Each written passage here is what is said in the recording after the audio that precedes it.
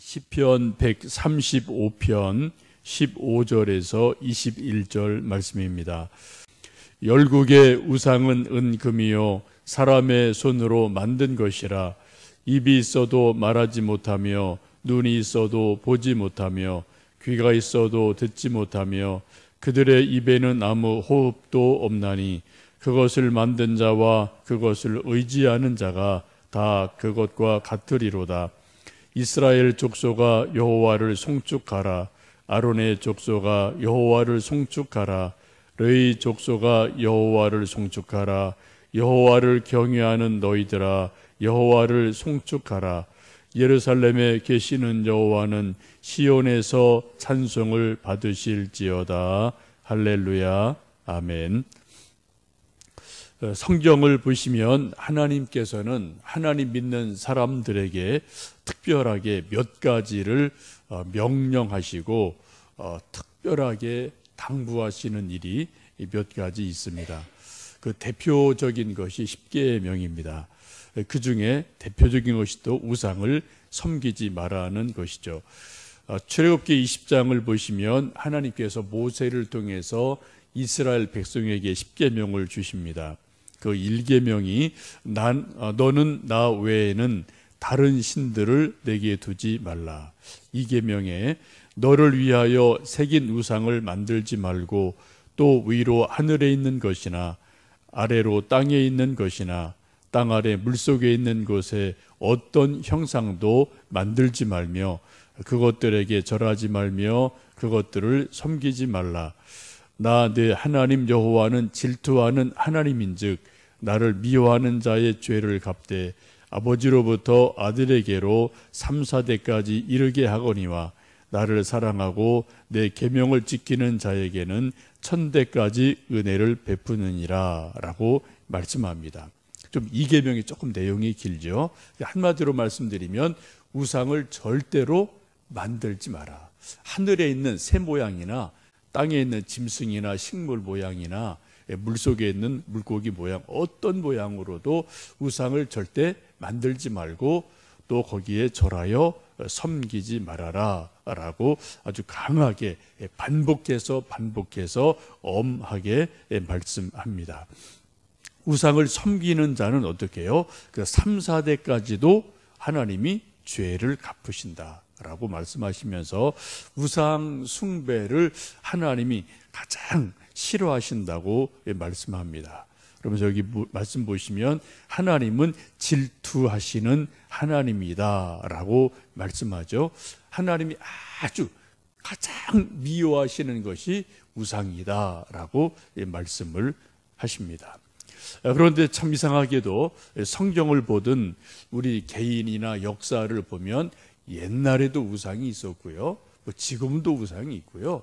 또 미래에도 우상이 있을 겁니다. 근데 방식이 다를 뿐이죠. 옛날에는 좀 조악한 우상, 또 구식으로 우상을 만들고 섬겼다면 요즘은 조금 신식 우상이 점점점 많아져서 우리 사람들 생각에 이게 우상인가 아닌가? 이게 좀 잘 모르는 그러한 우상들이 아주 많이 나타나게 됩니다. 우상의 특징이 무엇입니까? 오늘 말씀 보시면 15절에서 17절까지 말씀을 보시면 이렇게 말씀하죠. 다시 15절에서 17절 읽습니다. 열국의 우상은 은금이요 사람의 손으로 만든 것이라. 입이 있어도 말하지 못하며 눈이 있어도 보지 못하며 귀가 있어도 듣지 못하며 그들의 입에는 아무 호흡도 없나니.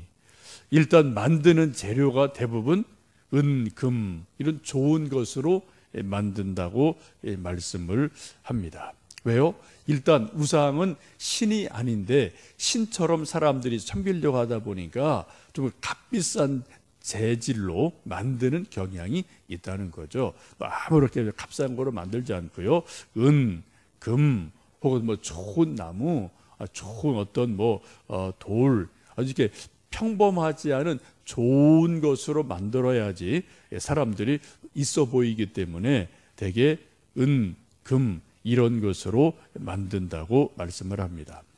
우리나라도 수많은 불상이 있고 또 다른 뭐 종교의 그런 또 형상들이 있는데, 여러분도 뭐 가끔 이제 절에 좀 뭐 소풍 삼아 가보시면은 뭐 이런저런 모양, 특별히 뭐 금으로 소위 이제 몇개한 거죠. 뭐 소까지 금일 수는 없죠.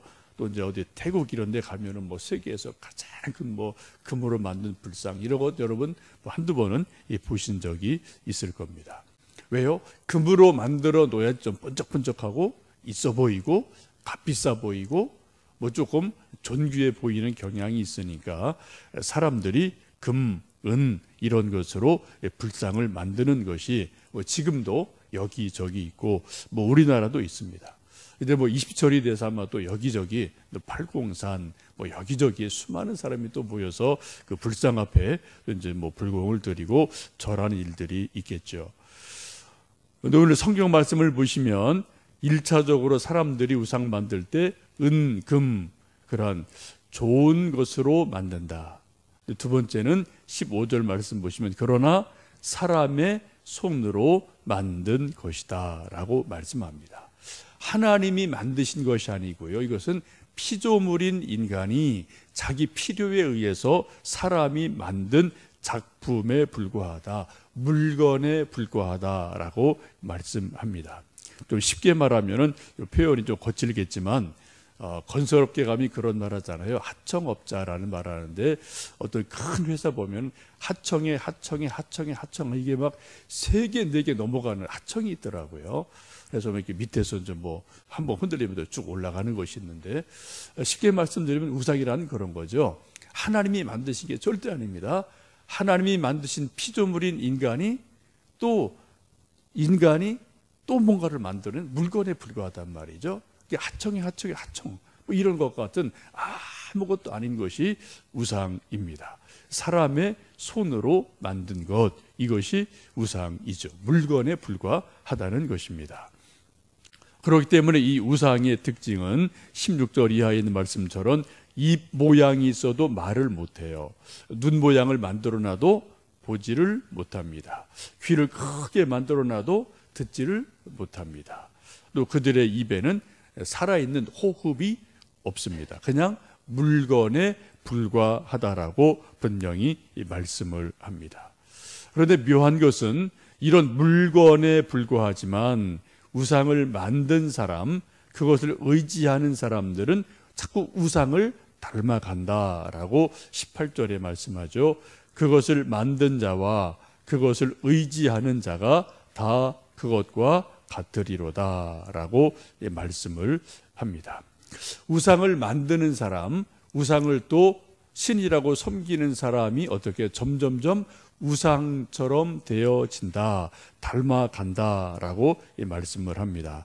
이 말씀은 시편 115편 8절에도 비슷한 말씀이 있는데 이런 말씀입니다.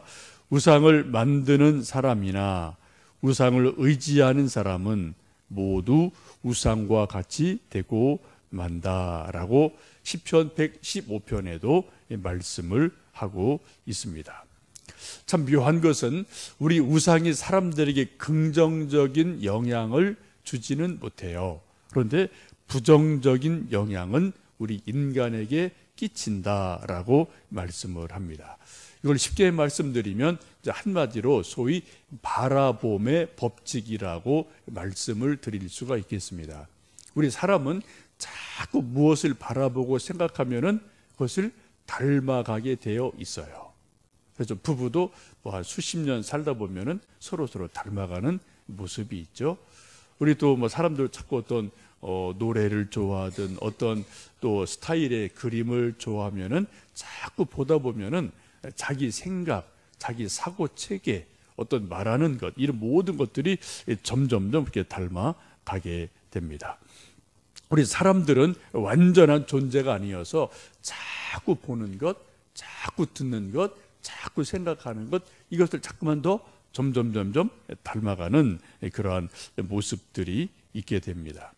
그래서 여러분도 보시면은 주변에 예수님 잘 믿는 사람 보면은 그분의 생각하는 어떤 생각 스타일, 또 가치관, 혹은 얼굴 모습도 예수님을 닮아가는 그런 모습이 자꾸만 생겨요. 근데 여러분 이제 보시면은 뭐 텔레비전이나 또 거리에 이렇게 좀 왔다 갔다 하는 사람 보면은 불교를 열심히 믿는 사람들을 보면은 얼굴이 조금 뭐 불상 비슷하게, 부처 비슷하게 분위기가 좀 그렇게 묘한 그런 분위기를 느끼는 것 뭐 여러분 좀 느끼지 않습니까? 또 가끔 뭐 사진이나 신문이나 TV에서 보는 승려들 모습 보면은 또 뭐 이렇게 하여튼 그렇게 생긴 것 같거든요. 왜요? 자꾸 보고 자꾸 생각하고 하니까 그렇게 닮아가는 것을 볼 수가 있습니다. 우리는 예수님을 믿는 사람이기에 우리가 예수님 얼굴을 뵌 적은 없지만 우리가 점점 얼굴 모습도 스타일도 뭐 말하는 스타일도 미소 짓는 것도 예수님 비슷한 모습으로 점점점 닮아가게 되죠. 근데 우리가 우상을 생각할 때 한 가지 좀 고민하셔야 될 것은 옛날 구식 우상은 이게 좀 조악했습니다. 단순했어요. 되게 보이는 형상으로 많이 만들어졌습니다. 뭐 불상, 옛날에 여러분도 기억하시지만 학교마다 단군상이라는 걸 딱 만들어놔서 단군 이게 뭐 우상이냐 아니냐 아주 뭐 한동안 많이 시끄럽고 갈등이 많았죠. 요즘은 뭐 학교에 단군상 있는 데는 이제 없어졌더라고요. 하여튼 단군상 혹은 뭐 시골의 선앙당 뭐 이런 것들을 여기저기 만들어 놓고 그렇게 보이는 것 그런 물건으로 우상을 만들었었는데 요즘은 보이지 않는 우상이 훨씬 더 많습니다. 언제부터인지 우리 사람들 마음속에 쾌락이 우상이 되고요, 돈이 우상이 되고요, 욕심이 우상이 되고요, 자식이 우상이 되고요, 명예가 우상이 되고요. 제가 볼 때 이 시대에 특별히 우리 젊은 청년 10대 이쪽 아이들에게 가장 큰 우상은 연예인들이죠. 아이돌이라고도 말하고요. 또 제가 볼 때는 핸드폰이 가장 큰 우상이에요. 요즘 뭐 애들을 뭐 거의 대부분 핸드폰에 노예가 돼 있거든요. 아침에 일어나자마자 밤 잠잘 때까지 하여튼 핸드폰을 그냥 뭐 손에서 못 놓는 게 아니라 오히려 아이들이 사람이 핸드폰 속에 포로가 돼서 이거 하루만 핸드폰 안 봐도 이거 불안하거든요. 뭐 하루 이거 이틀 꺼놔도 고장나도 뭐 세상 돌아가는데 전혀 관계없고요. 우리가 일상생활하는데 크게 불편은 없어요. 뭐 조금 불편이 있지만. 근데 우리 사람이 하여튼 계속 핸드폰을 이렇게 늘 보고 만지작거리니까 어른이나 특별히 아이들은 말할 것도 없고요. 핸드폰의 우상이 돼서 핸드폰의 포로가 된 것을 보게 됩니다. 뭐 여러분 아시는 것처럼 핸드폰에 나와 있는 수많은 뉴스, 게임, 이런저런 노래 누가 만든 겁니까? 다 사람이 만든 거거든요.